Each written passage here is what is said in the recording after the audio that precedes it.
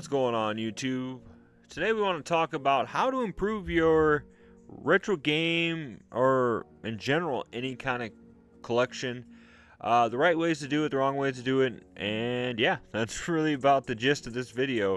Thank you guys so much for watching today. I hope you guys are all doing well.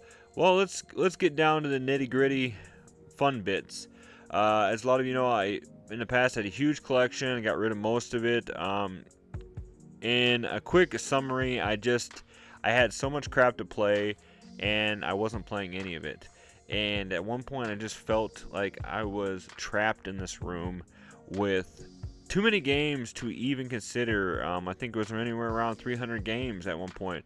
Now we're down to maybe 50 to, I don't know, 70 if that. The progress in this was excellent. A lot of you have been here for the full ride, so that's been awesome. But let's get into it. So the video, I want to talk about how we can improve your collection, what to do, and stuff like that. So first off, this video is purely for anybody that's looking to just feel better about what they have. Obviously, if you are a quantity collector and just want mass amounts of games and stuff like that, all you got to do is just buy. You don't necessarily have to pick a console. You don't have to do anything like that. You just have to have your wallet open and your credit cards available or whatever. If you are somehow rich and just can buy whatever, then by all means, there you go. But we want to talk about more along the lines of how to build a quality collection. One of the first steps you need to do is, first off, have a goal in mind. My biggest mistake starting was I didn't have a goal.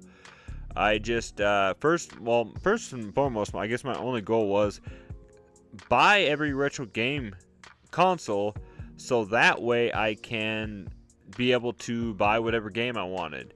Because let's face it, I was lying to myself in the beginning of my collecting, saying that someday, yes, I will play these games.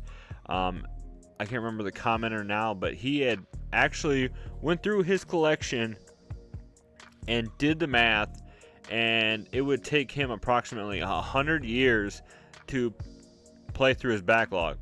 And then when he said that in the comment, you know, I kind of thought more about that too. It's crazy how we think that we're building this backlog to actually play these games. In actuality, we may never find the time.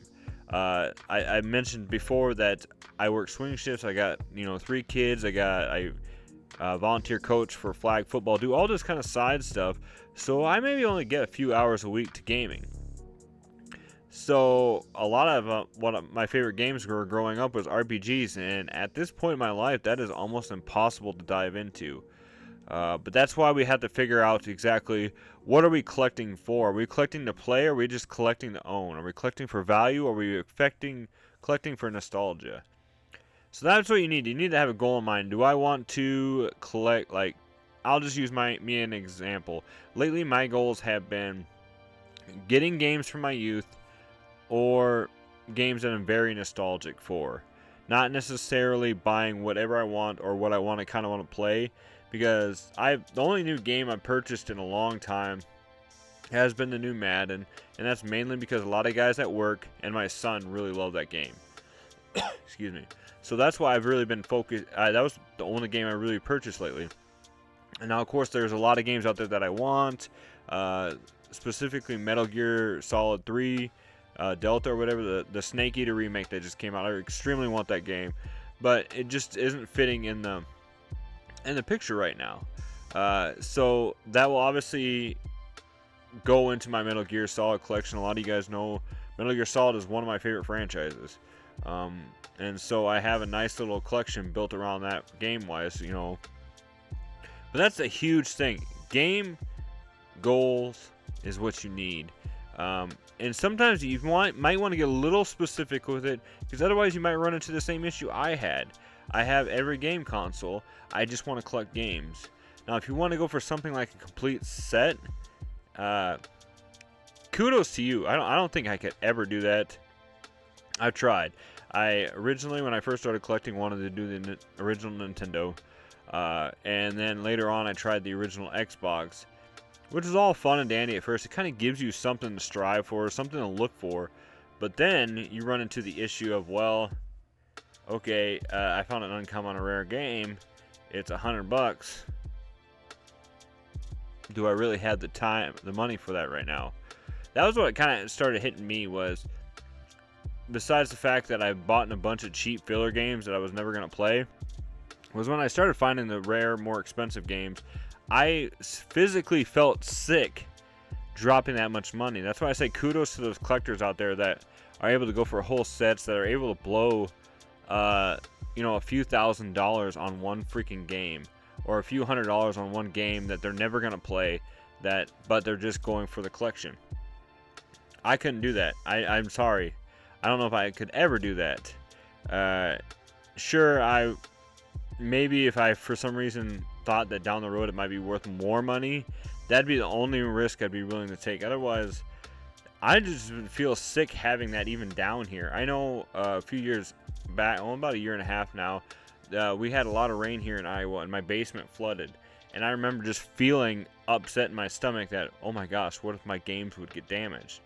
And then that's just what I'm thinking, is like, what if I had an expensive game down here and me or my son or somebody accidentally bumped a shelf, fell off, and it freaking, got a dent or something and just lost 50% of the value.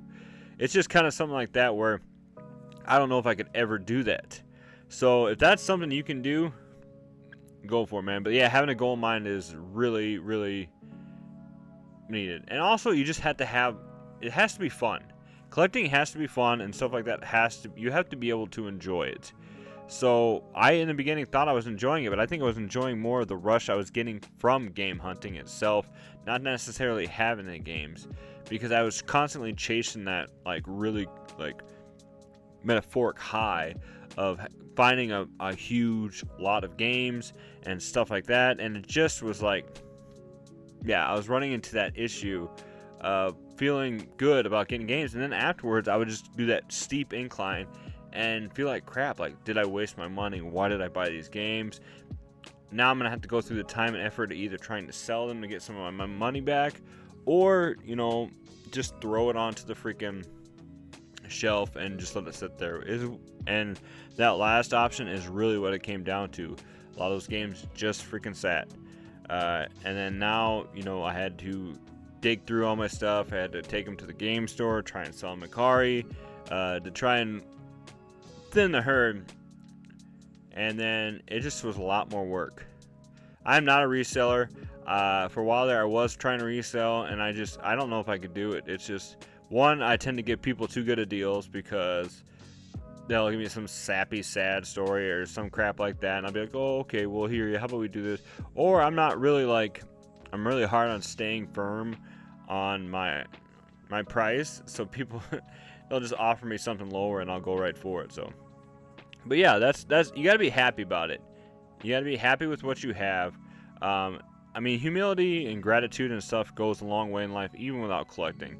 My Savior God and everything like that has really kind of helped me with that and my way of thinking. And I think that was a good way of how I was able to get rid of a lot of stuff without feeling regret.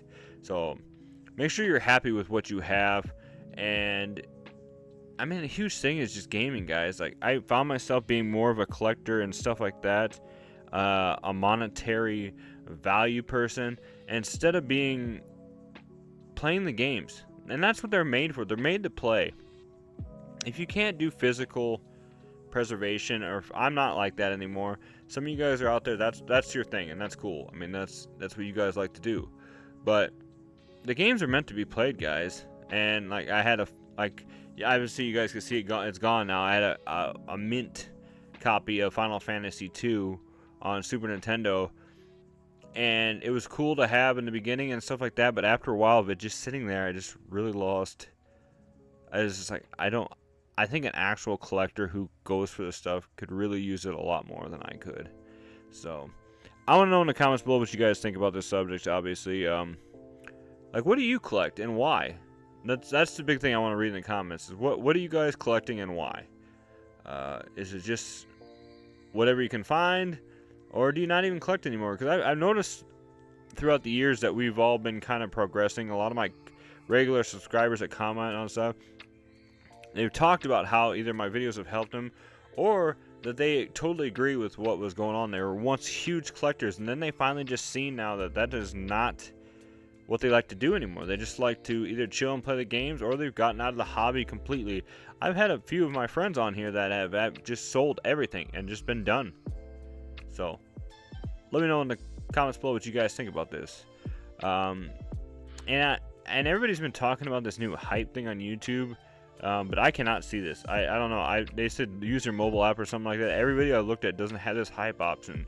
So in the and below, if you have the option to hype this video and you're willing to do so, thank you guys so much for your support. But you know, as always, stay retro, my friends. Yeah, God bless. We'll see you in the next video.